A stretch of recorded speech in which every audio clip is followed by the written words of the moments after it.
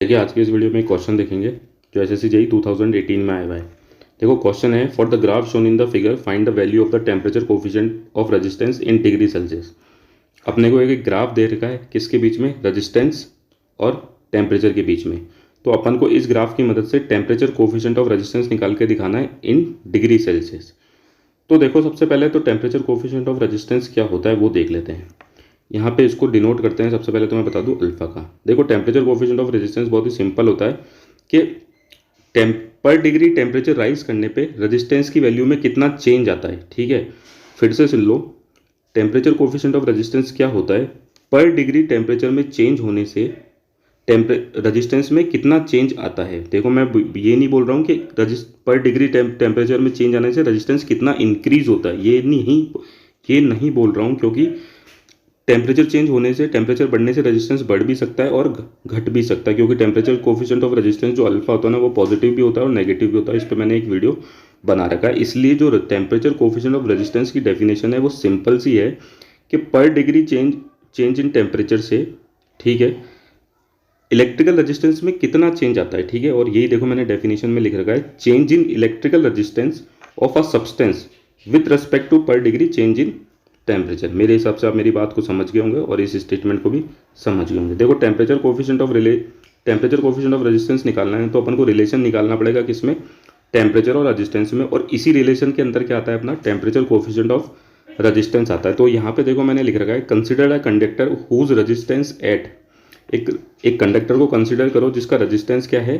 देखो temperature 0 degree Celsius पे तो उसका रेजिस्टेंस कितना है, R0 है। देखो ये जो बेस में होता है ना एब्रीवेट जो करते हैं, उस पर कोई भी ऐसे मत सोचा करो कि यार ये क्या लिख दिया, ये 0 डिग्री सेल्सियस है तो यहीं इसलिए इसको मैंने मान लिया R0।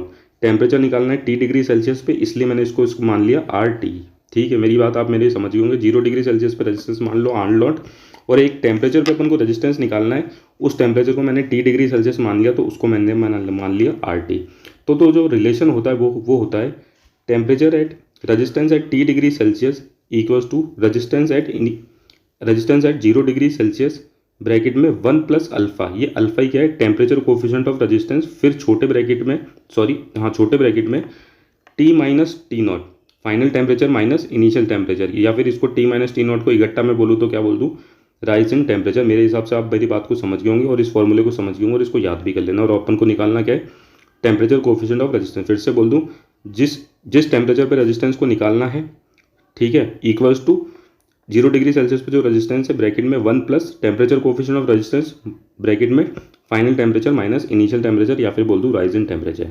तो देखो अपने पास यहाँ पे ग्राफ दे रखा था, तो सबसे पहले अपन को टेम्परेचर एट 0 डिग्री सेल्सियस चाहिए। तो टेम्परेचर देखो 0 डिग्री सेल्सियस पे कितना है, 30 ओम है। तो यहीं पे देखो मैंने यहाँ पे लिख दिया है टेम्परेचर एट 0 डिग्री सेल्सियस कितना है, 30 ओम। आपको ये ग्राफ पढ़ना तो आइएगा, एक्स एक्सिस पे 0 चलना है और वाई एक्सिस पे कितना चलना है, 30 चलना है। तो 0 डिग्री सेल्सियस पे टेम्परेचर कितना है, 30। फिर उसके बाद अपन को कहाँ तक चलाइए, 15 डिग्री सेल्सियस। तो temperature equals to final temperature जो है अपना, देखो यहाँ ग्राफ में 15 डिग्री सेल्सियस दे रखा है। तो फाइनल टेम्परेचर T जिसको अपन रिप्रेजेंट करते हैं वो है 15 डिग्री सेल्सियस। अब 15 डिग्री सेल्सियस पे रेजिस्टेंस देखो 60 है।